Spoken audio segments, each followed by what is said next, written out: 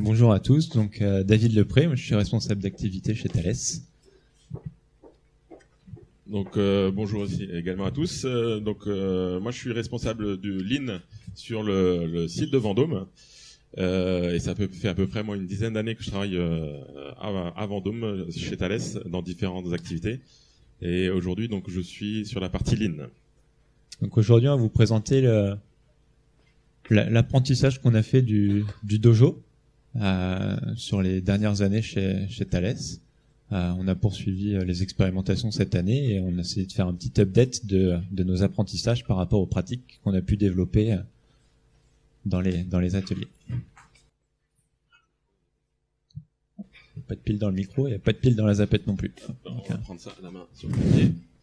Donc une petite présentation de Thales et plus spécifiquement de Vendôme. Donc le site de Vendôme fait partie de la branche aéronautique de Thales et plus particulièrement on est sur la business line des avioniques de vol. Notre business en fait il est à 2/3 pour de la première monte vers les avionneurs les plus connus et on a 1/3 de notre business qui est au niveau du service après-vente au niveau de ces services. Dans la même proportion, on va avoir en fait des clients cibles au niveau du civil aux 2/3 et pour le dernier tiers au niveau des clients militaires. Le site de Vendôme est en fait le centre de compétences industrielles et donc le premier site de production pour la branche aéronautique de Thales. Et donc sur ce site-là, on fabrique en fait 50 000 produits par an, pardon.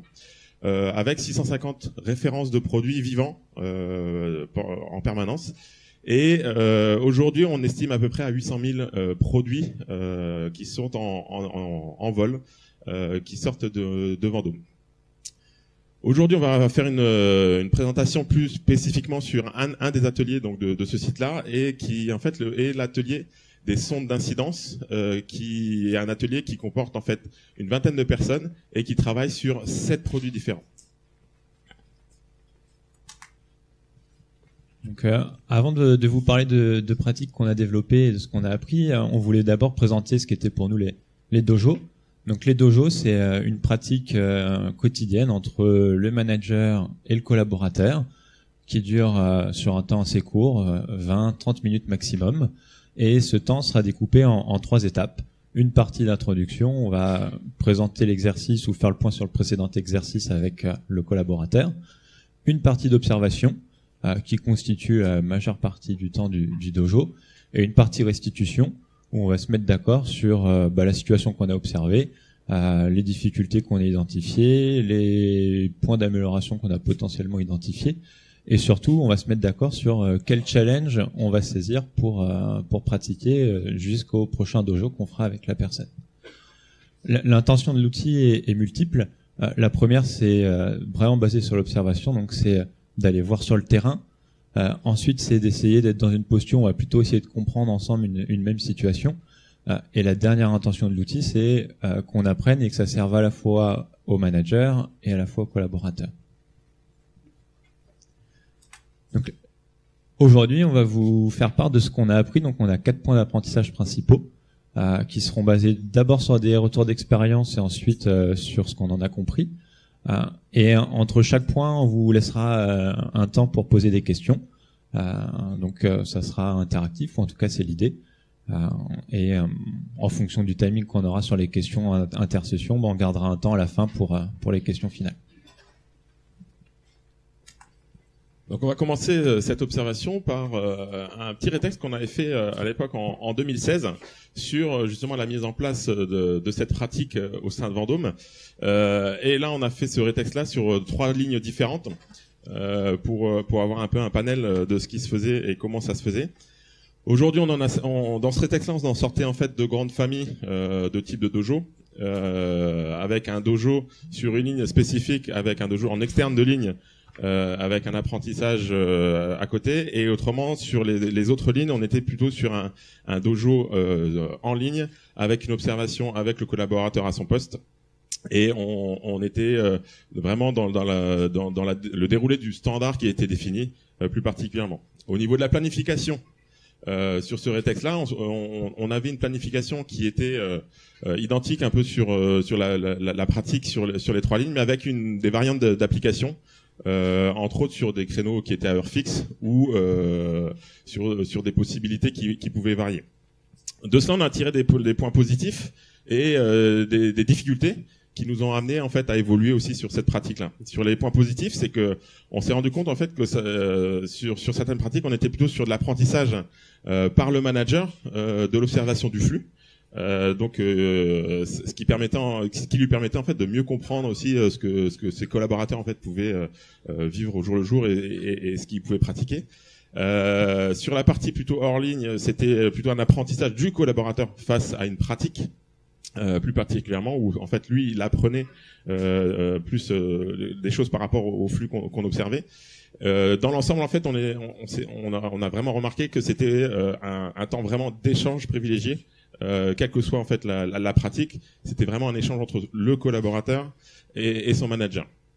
Sur les points de difficulté, dans la vocation première que l'on a eue sur le déroulé en fait du dojo, on s'est beaucoup focalisé en fait sur les standards, sur la partie documentaire.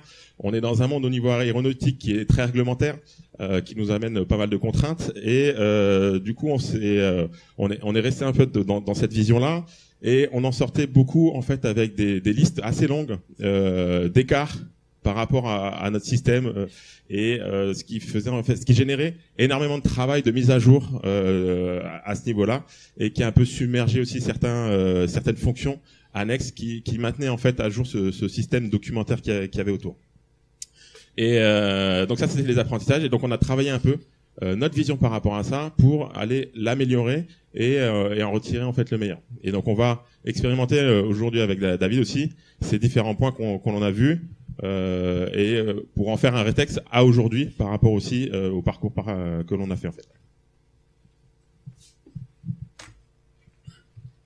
Donc notre premier point d'apprentissage c'est sur l'observation ou l'observation du standard. Donc dans l'atelier j'ai pu pratiquer des standards avec 2 intentions différentes. Ce qu'on peut observer c'est que quand je vais voir quelqu'un travailler avec soit le standard, la fiche d'instruction de la main, ou alors que je lui demande de l'ouvrir à son poste, systématiquement la personne, elle applique le standard. Quand bien même de façon informelle, je peux passer de temps en temps, observer, et je me rends compte que parfois il y a des pratiques qui sont un petit peu diverses. L'autre point aussi qu'on peut constater quand on va avec l'intention d'observer le standard, c'est que la personne l'applique, mais c'est surtout que dès qu'on a un écart et qu'on s'arrête, finalement on n'observe pas tant d'usage que ça, parce que on dévigue mine de rien assez rapidement et du coup on arrête, on voit plus, on n'observe plus le travail et là ça devient plus un échange sur le standard. L'autre conséquence de ça, c'est que quand j'ai commencé les dojos comme ça, j'en ressortais systématiquement avec une liste de courses pour mon technicien méthode, ce qui fait que au bout de quelques semaines, quand il me voyait faire un dojo, je le voyais avec la larme à l'œil sur le côté parce que ça lui demandait beaucoup de travail. L'autre pratique que j'ai pu faire conjointement dans l'atelier, c'est d'aller faire des dojos, mais cette fois-ci qui a une intention un petit peu différente, c'est celle d'observer l'usage de la personne. Je veux dire, travaille comme tu le fais habituellement, il n'y a pas de problème, je veux juste observer ce que tu fais au quotidien. L'effet de ça, c'est qu'on observe du coup une variété des pratiques, une diversité des pratiques, quand un même opérateur, dans le détail, fait une opération, on se rend compte qu'il fait pas forcément la même chose. Et quand on lui dit pas la règle c'est ça, c'est comme ça que tu dois faire, mais qu'on essaie de mettre en discussion les diversités de pratiques qu'on a pu observer, on a un échange qui se crée entre le manager, le collaborateur, entre les collaborateurs entre eux, et entre les collaborateurs et potentiellement des experts techniques. Ce qui fait qu'on génère plus une réflexion autour d'un sujet, autour d'une pratique. Donc de cela, en fait, on a tiré vraiment des enseignements.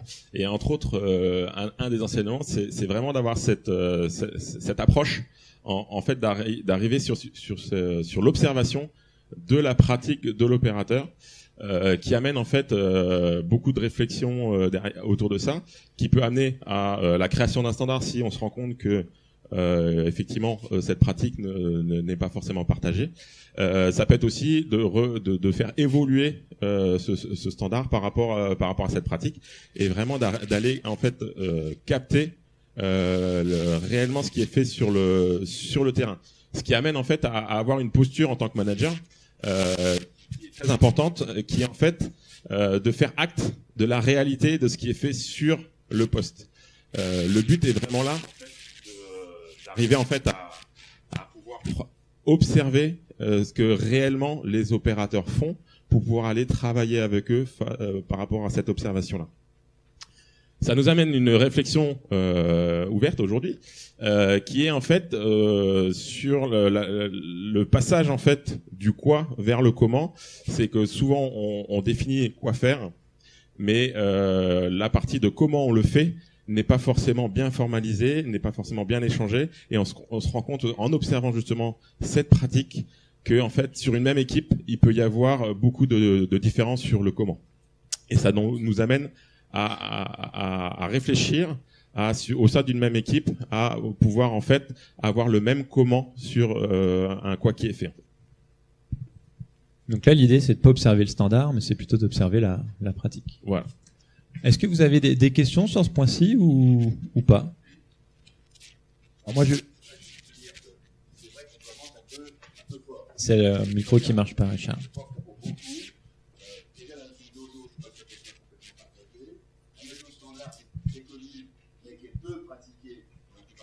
Donc lâchez-vous, posez-leur des questions. Eux, ils travaillent avec ça depuis un certain temps, donc ils manient ça comme si c'était...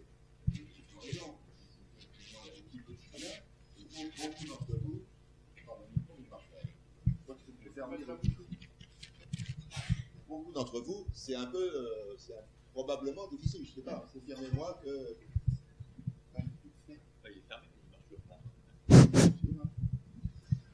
Ils n'acceptent qu'un micro à la fois. Voilà. Donc n'hésitez pas à leur poser les questions dès cette première, ce premier tempo là de questions pour éclaircir un petit peu ces sujets.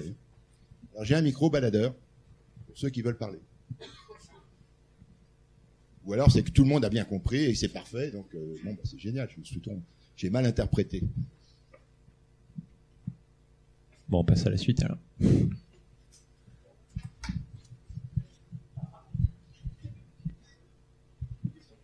En fait, je voulais savoir comment ça a été reçu par vos collaborateurs en fait, ce changement, ce plus passage au dojo que, enfin le passage à l'observation de l'usage plutôt que la vérification. En fait, j'ai pas fait une pratique et une autre pratique après. Ils sont la question de base, c'est plus, ils sont dans quel état d'esprit quand vous venez les voir et vous leur dites que vous allez faire un dojo, quoi. Alors, j'ai pas fait une pratique et une autre pratique après. J'ai fait cohabiter les deux pratiques en même temps pour essayer de m'amuser un petit peu et de voir un petit peu ce que générait une posture ou une autre en pratiquant. Ce qui fait qu'ils ont pas vu ce changement, ce passage d'une pratique à une autre. Mais par contre, quand tu vas voir quelqu'un et puis que tu dis je vais regarder ce que tu fais, c'est un apprentissage collectif parce qu'au début c'est pas évident d'avoir quelqu'un qui te regarde à côté dans le détail sur ce que tu fais, qui va essayer de te faire verbaliser. Donc c'est pas mal vécu, mais au début c'est pas facile. Par contre, ce qu'on voit, c'est qu'à force de faire des dojos, l'échange est plus fluide, les gens ont aussi mieux compris l'exercice. On le verra par la suite, ils ont aussi un petit peu plus confiance, ce qui fait que l'exercice petit à petit devient plus intéressant. Et puis il y a un élément aussi, c'est que dans nos entreprises, on est très habitué à faire des audits. On a des audits qualité, on a des audits ISO, on a tout un tas de choses de ce type-là.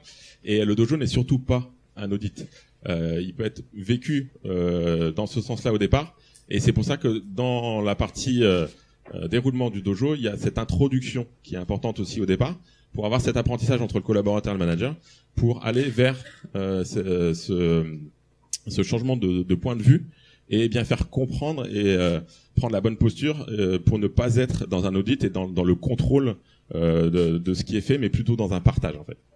Et le retour qu'on en a en fait de notre expérience par rapport à ça, c'est que les gens redemandent du dojo. C'est un moment privilégié entre le manager et le collaborateur. Et à force de la pratique, en fait, les gens sont très demandeurs de cet échange-là, parce qu'on s'intéresse à ce qu'ils font, on s'intéresse à leurs problèmes, et on a un point d'échange particulier en tête-à-tête avec son collaborateur.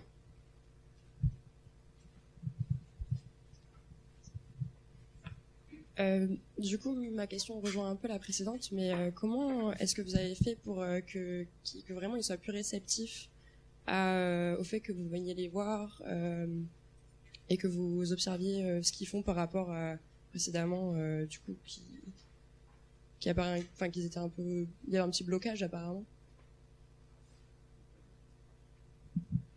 Il n'y a pas de blocage et puis il n'y a pas besoin non plus d'être réceptif. C'est que je leur pose pas la question est-ce qu'on fait un dojo. C'est pas aujourd'hui je vais venir te voir et puis on va passer une demi-heure.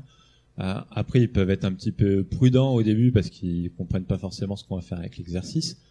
On fait beaucoup d'audits chez nous, ce type de choses là, ce qui fait qu'ils se disent oh là là qu'est-ce qui va me retomber dessus. Mais quand en pratiquant ils voient que finalement ça se passe plutôt bien, que le but de l'exercice c'est plus de comprendre ensemble, de discuter ensemble et de réfléchir ensemble. Les gens, ils sont jamais réfractaires à ça. Hein. Donc, on va dire que la première expérience, premier exercice, peut parfois être un petit peu bizarre parce qu'ils comprennent pas forcément l'intention de l'outil. Mais à force de le pratiquer, c'est des choses qui se passent bien. Un élément aussi par rapport à la prise de rendez-vous. C'est un rendez-vous en fait qu'on prend avec son collaborateur. On vient pas le prendre par surprise non plus.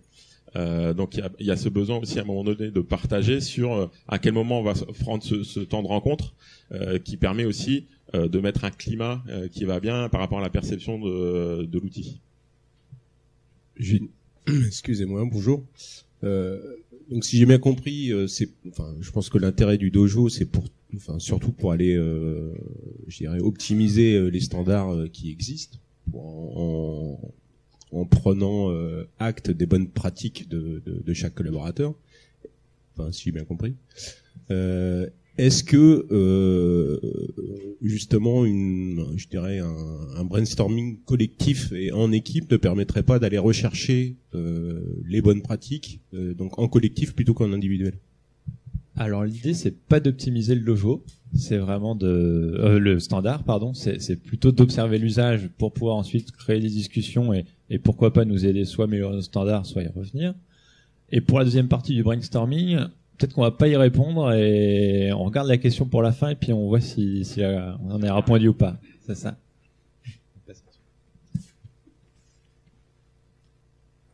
Donc le deuxième retour d'expérience qu'on voulait faire, c'est sur l'observation des points clés. Quand au début vous allez voir quelqu'un et vous lui dites je vais voir ce que tu fais, on va observer ensemble la situation de travail et s'il te plaît est-ce que tu peux verbaliser ce que tu fais, la personne elle comprend pas trop. Et je prends mes vis puis je visse quoi. Puis on s'arrête à ce niveau de détail là. C'est que c'est pas facile pour travailler et réfléchir ensemble. Par mon questionnement, j'essaie de faire en sorte que les opérateurs, tout en travaillant, faut pas qu'ils s'arrêtent de travailler, hein, c'est un point important, tout en travaillant, ils arrivent à exprimer un petit peu plus finement ce qu'ils font, comment ils le font, voire même pourquoi ils le font. Ce qui fait que on passe du monde du quoi au comment, Julien le disait tout à l'heure, mais surtout, on se rend compte qu'en fait l'opérateur au début il a du mal à s'exprimer dans le détail sur ce qu'il fait. C'est pas parce qu'il en a pas envie, mais c'est parce qu'il arrive pas à le faire. Et donc mon rôle dans les dojos, c'est de réussir à le questionner pour être capable de prendre un petit peu de recul sur ce qu'il fait. Le hasard fait que sur les premiers dojos que j'ai fait, je suis souvent venu sur le même poste. Donc c'est un poste de montage, le premier poste pour la ligne, pour faire la sonde. J'ai pu observer différentes pratiques, j'ai pu créer un échange avec les opérateurs sur ces pratiques-là. Et à la fin, la question que j'aurais posée, c'est je vous fais un tableau, vous me dites ce qui est important de contrôler, comment on est censé le contrôler et quel est le critère d'acceptation. Et ce tableau-là, il est sorti très très facilement. En une journée, ils ont réussi à me faire un tableau avec c'est quoi les points de contrôle à la fin de mon opération, comment je dois les mettre en œuvre et c'est quoi le résultat attendu à la fin de chaque point de contrôle. Je me suis dit, tiens, je vais leur donner exactement la même structure sur le poste d'à côté, où j'avais fait peu de dojo. Et en fait, ça fait un mois que la feuille aille sur le poste, que les opérateurs, qui ont déjà fait cet exercice, donc qui savent le faire, ne m'ont pas rempli une seule ligne. Ils m'ont pas dit, ils n'arrivent pas à m'exprimer sur qu'est-ce qu'ils contrôlent, qu'est-ce qui est important et comment ils le contrôlent. Donc, en ayant fait des dojos, ce type d'exercice était très facile à faire. Sans faire de dojo, j'ai une feuille blanche après un mois. Ça nous amène en fait à des apprentissages qui sont que en fait les gens ont beaucoup d'expérience souvent par rapport à ce qu'ils font. Ils ont pour beaucoup une très bonne maîtrise des gestuels, de tout ce qu'il faut réaliser pour avoir en fait une étape qui soit correctement faite. Mais pour autant, en fait, pour la plupart des gestes qu'ils effectuent, ils en ont pas conscience. Et ça, du coup, par rapport au comment, ça pose un problème sur le transfert de certains savoirs sur l'équipe et sur le fait que, par moment, justement, sur ce transfert, il puisse y avoir des points d'expérience qui ne passent pas sur un nouvel opérateur. Pour arriver en fait sur cette prise de conscience de l'opérateur, on a besoin d'avoir une posture par rapport à un questionnement au niveau de l'opérateur, et ce questionnement en fait doit pouvoir amener cet opérateur à prendre du recul sur sa propre pratique pour aller en fait verbaliser la gestuelle de ce qu'il fait tout au long de son opération. Et ce questionnement, en fait, il est important pour arriver en fait après. On peut rassembler ces observations au sein d'une équipe pour en ressortir le document comme David a pu l'expérimenter.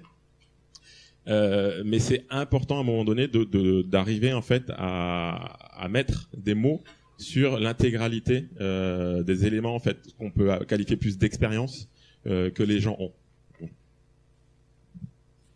Est-ce que vous avez des questions?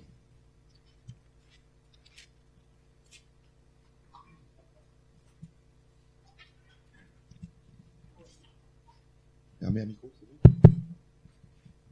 Alors ce sera pas une question, ce sera plutôt une contribution.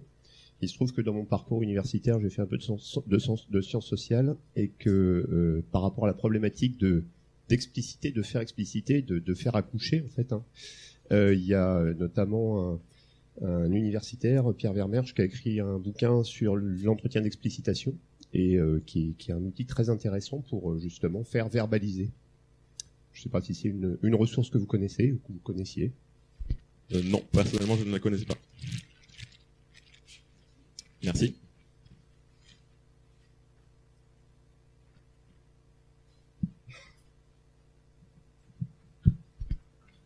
Je ne sais pas si ça répond à la question de l'intérêt du brainstorming que vous avez tout à l'heure. Parce que là, l'idée, c'est que peut-être que si on fait un brainstorming, les gens vont échanger sur ce qu'ils pensent faire, mais pas forcément sur ce qu'ils font dans le détail. Si je puis me permettre d'intervenir par rapport à la question du brainstorming, parce qu'elle me tient à cœur. Il y a un truc qu'on a appris, et je travaille beaucoup avec mes amis aujourd'hui sur les dojos, c'est que les ingénieurs parlent avec leur bouche et les opérateurs avec leurs mains. Et que le brainstorming, c'est un outil d'ingénieur, c'est pas un outil d'opérateur. Et là, ce qu'on fait à travers les dojos, c'est demander aux managers d'apprendre à parler le langage de l'opérateur, et non pas à l'opérateur d'apprendre à parler le langage de l'ingénieur. Et pour pouvoir apprendre à parler son langage, il faut regarder ses mains, son geste. Il n'y a pas de, il n'y a pas d'ordre de grandeur entre les deux. Il n'y a pas quelqu'un qui est mieux que l'autre. Il y a juste, c'est pas la même langue. Et le brainstorming, ça n'est pas un outil qui parle le langage de l'opérateur. Et là, on cherche à se rapprocher de l'opérateur.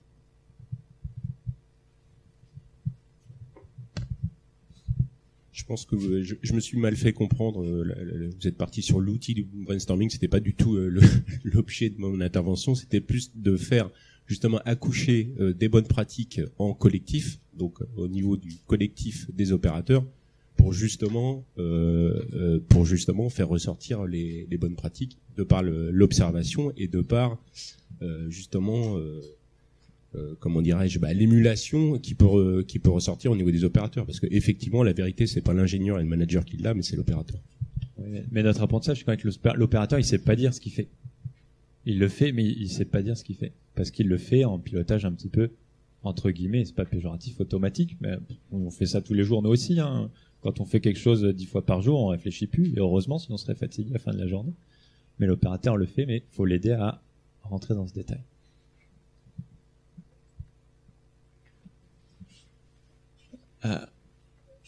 Le troisième point d'expérience, c'est plus cette fois-ci sur l'aspect relation qu'on a et qu'on peut nouer avec le dojo. Donc je le disais tout à l'heure,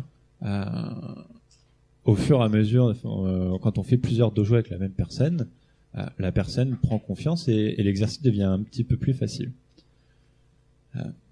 Le contexte de l'atelier, donc quand je suis arrivé en début d'année, c'est qu'on avait un gros problème de polyvalence sur certains flux. On avait des flux qui étaient très fragiles et pas beaucoup de monde qui savait le faire.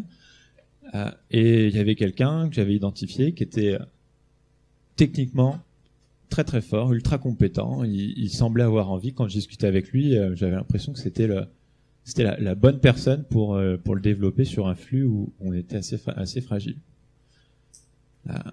Je suis quelqu'un qui est plutôt ouvert. J'essaie de faire en sorte qu'on puisse parler facilement. J'essaie d'écouter. Je décide rarement tout seul sur un coup de tête. L'idée, c'est qu'on se mette d'accord, qu'on discute. Et ensuite, une fois qu'on a décidé quelque chose, on y va.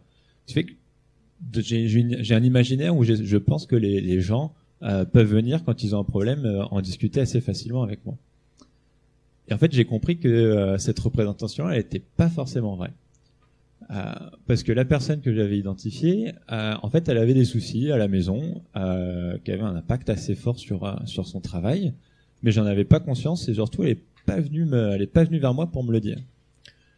Et en faisant des dojos avec lui, petit à petit, on lie une relation de confiance. Donc on parle du travail, mais de temps en temps, ça lâche un mot ou deux sur la maison, ça fait 2-3 sous-entendus, et puis finalement, on arrive à discuter plus sur l'humain. Ça, c'est quelque chose qui m'a embêté parce que je suis jeune manager. C'est la première expérience où je manage des opérationnels en direct et c'est une dominante que j'avais pas forcément en tête. Et quand la personne vient commencer à me parler de la maison, me dit que elle a des problèmes, que ça empiète sur sa vie un petit peu au boulot. Ma première réaction intuitive, c'est dire oui, c'est bien. Puis sinon le produit, alors comment ça se passe et c'est un sujet de discussion sur laquelle j'étais pas trop à l'aise. Et en fait, je me suis rendu compte que ces discussions-là reviennent avec cette personne, mais aussi avec d'autres, assez régulièrement. Et en fait, le dojo, ça permet ça aussi. Ça permet de nouer des relations avec la personne, un peu individuelles, de discuter plus facilement avec les opérationnels. Et du coup, le dojo m'a permis de comprendre qu'en fait, la personne que j'avais identifiée, c'était pas le bon moment pour la mettre sur un flux parce que c'est pas facile d'apprendre un flux entier sur nos produits. C'est des produits qui sont assez longs. Il y a beaucoup d'opérations qui s'enchaînent et il faut être dans de bonnes conditions pour être capable d'apprendre à prendre en charge un flux de valeur. Donc là, grâce au dojo, la décision que j'ai pu prendre, c'est de dire que oui, c'était la bonne personne, mais que c'était pas les bonnes conditions pour lui pour apprendre. Et du coup, là, on a attendu un petit peu qu'il aille mieux, que ça se passe mieux pour qu'il soit dans des conditions, on va dire, plus optimum pour apprendre un nouveau flux de valeur. Donc de ça, on en tire en fait une vision importante au niveau du dojo, c'est que l'on veut prendre en fait nos collaborateurs comme des personnes pleines et entières dans tous les aspects de leur vie, de leur personnalité, de ce qu'ils peuvent être. Et on se rend compte qu'effectivement, ça peut avoir des impacts suivant les mondes qu'on observe. Les vases peuvent être communicants. Pour aller en fait capter ces éléments-là, il faut quoi? En fait, il faut construire une relation avec le respect et la confiance au centre de cette relation, pour pouvoir en fait arriver en fait à prendre cette personne dans son intégralité et pouvoir l'intégrer et intégrer l'observation au niveau du travail. Et pour ça, en fait, la posture, elle doit être aussi adaptée à chaque personne. La posture du dojo et la réalisation du dojo, c'est pas quelque chose qu'on déroule qui est identique. Chaque dojo va être différent, et même avec un même opérateur, chaque dojo qui se succède seront différents. Parce que les échanges vont être différents, vont s'enrichir au fur et à mesure du temps. Au fur et à mesure de la construction de cette relation, on va faire émerger de plus en plus de choses sur lesquelles on va pouvoir s'appuyer, on va pouvoir travailler, on va pouvoir apprendre. Et donc il est important en fait de voir aussi ce dojo comme une construction d'une relation entre le manager et son collaborateur. Et ce qui amène un peu à la remarque qu'on a pu avoir tout à l'heure, c'est de dire qu'en fait le dojo, du coup, les gens s'approprient aussi cet outil-là dans la construction de cette relation privilégiée entre son collaborateur et avec son collaborateur en fait, ou avec son manager.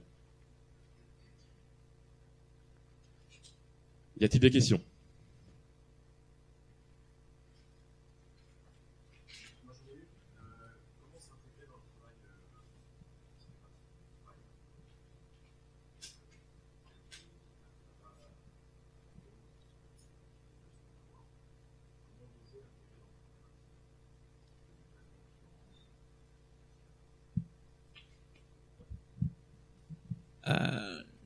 On va le voir juste après. Le dojo, ça impacte fortement mon agenda.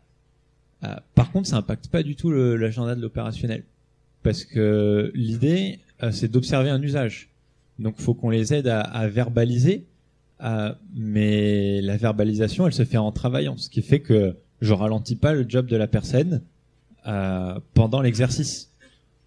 On va le couper 3 minutes à l'introduction, on va le couper 3 minutes à la fin sur la conclusion, parce que forcément sur l'échange, à un moment donné, il faut s'arrêter. Mais dans toute la partie observation, la personne travaille, elle fait sa sonde, elle fait son étape, on va dire normalement, plus normalement possible. Le fait d'être là, ça génère quand même toujours un petit quelque chose, hein, mais ça n'a pas un impact très très fort sur la production. Donc, d'un point de vue job pour l'opérationnel, c'est assez transparent.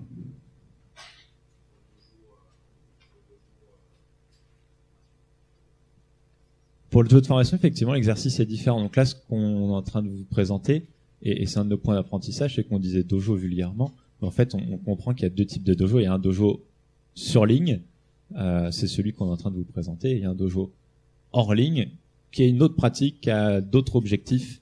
On les présentera juste après. Mais c'est effectivement, le dojo hors ligne a plus d'impact.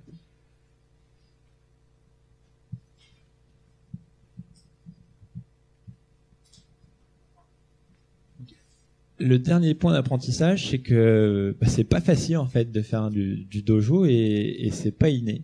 Donc on a une grille de maturité, je sais pas si c'est le bon mot, mais on a une grille qui formalise des pratiques de niveau 1, de niveau 2, de niveau 3. Donc là, l'exemple qu'on n'a pas flouté, c'est sur le temps de parole, et on se rend compte que une personne, quand elle commence les dojos, elle est souvent niveau 1, de temps en temps niveau 2. Et pour avoir fait beaucoup de dojos en accompagnement quand j'étais au relais, elle est jamais niveau 3. Et en fait, intuitivement, on pose plus de questions quand on est manager et qu'on fait un premier dojo pour soi que pour faire verbaliser l'opérateur. Parce que surtout quand on découvre une activité, on a plein de questions, c'est normal. Et on utilise finalement le dojo pour soi et pas pour aider l'opérateur. Quand on progresse un petit peu dans les dojos, le temps de parole est plus partagé. On est à 50%, l'opérateur parle, verbalise, 50% le manager parle, intervient, pose des questions, fait des affirmations. Et la cible finalement, c'est que dans un dojo, il y a 80% de verbalisation de l'opérateur et 20% du temps d'intervention du manager. Mais ce qu'on observe, c'est que c'est vrai sur cet item-là, mais c'est vrai sur les autres. C'est un apprentissage pour l'opérateur de verbaliser, mais c'est aussi un apprentissage en termes de posture, en termes de savoir-faire aussi pour le manager, d'apprendre à faire d'apprendre à passer par ces différentes étapes. Intuitivement, on ne sait pas mener un dojo de bout en bout sur le standard qu'on essaie de mettre en œuvre. Ce que l'on en retire, c'est on se décrète pas le maître Yoda du dojo. En fait, c'est un cheminement, c'est un apprentissage que le manager doit aussi dérouler dans la pratique du dojo. C'est à force en fait de le pratiquer et de le mettre en œuvre, en fait, on va avoir une progression de l'apprentissage de l'outil, et on va aussi avoir une progression de l'apprentissage des bénéfices que l'outil va nous donner en retour. Pour ce cheminement-là, en fait, pour bien cheminer, il faut arriver à prendre aussi du recul. On parlait d'aider l'opérateur à prendre du recul sur sa pratique, sur son geste au niveau de son poste de travail. De la même façon, en fait, le manager, dans son cheminement, va devoir à un moment donné prendre du recul pour apprendre de sa pratique du dojo. Et pour cela, en fait, il va falloir qu'il y ait un moment donné, il se fasse en fait accompagner, soit par son N+1, soit par le coach lean de l'entité, du site, ou par un pair. Donc c'est aussi l'échange au sein même d'une strate métier, de partager sa propre pratique, va aussi permettre l'un et l'autre d'être dans le partage aussi d'équipe, dans la collaboration, et de pouvoir ainsi, grâce à ça en fait, de pouvoir prendre ce recul-là et progresser pour atteindre l'objectif de maturité en fait dans la pratique. Cette pratique-là aussi, c'est un outil qui est très important pour le manager, parce qu'en fait, il permet de voir, d'observer, de manipuler l'intégralité du système Lean que l'on va mettre en œuvre, parce qu'on va être en observation par rapport à ce qui est fait. Et donc ça va être aussi une source d'apprentissage pour le manager des processus, des flux qui sont mis en place. Et ça va être aussi un énorme levier en fait de progression et de développement dans son métier, mais aussi dans sa compréhension des choses. Donc c'est un outil effectivement que l'on met en avant vis-à-vis en fait de ça, c'est-à-dire que c'est à la fois vis-à-vis du collaborateur, mais à la fois aussi vis-à-vis du manager. Y a-t-il des questions?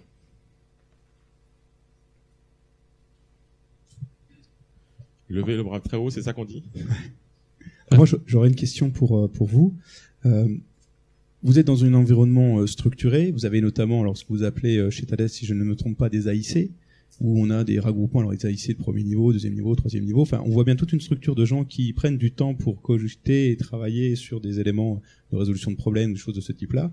Et là, on présente un dispositif, une pratique, une dynamique qui peut être perçue finalement d'une certaine manière avec une redondance. On pourrait dire que quand collectivement, tout à l'heure, j'entendais l'intervention de notre participant sur le côté un peu collectif.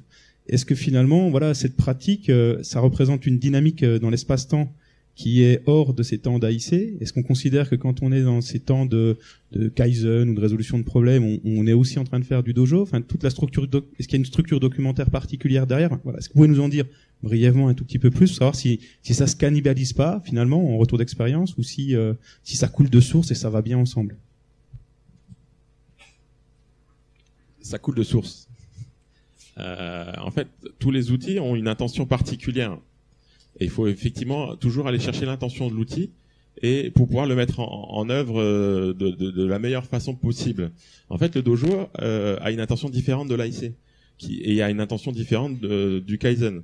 On va être vraiment là dans une rencontre personnelle entre un manager et son collaborateur.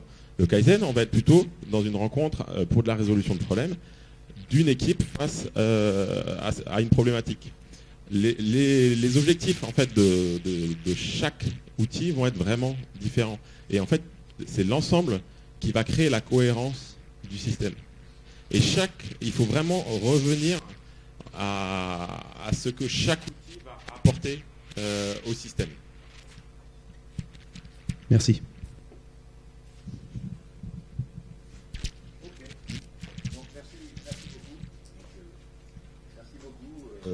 Merci pour votre intervention. Bien et David.